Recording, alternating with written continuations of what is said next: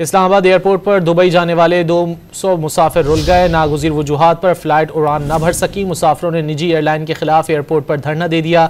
मजीद जानते हैं don news के नुमाइंदे ताहिर नसीर से। ताहिर, फ्लाइट क्यों ताखीर का शिकार हुई, इस हवाले से कुछ मालूमात सामने आ सकी?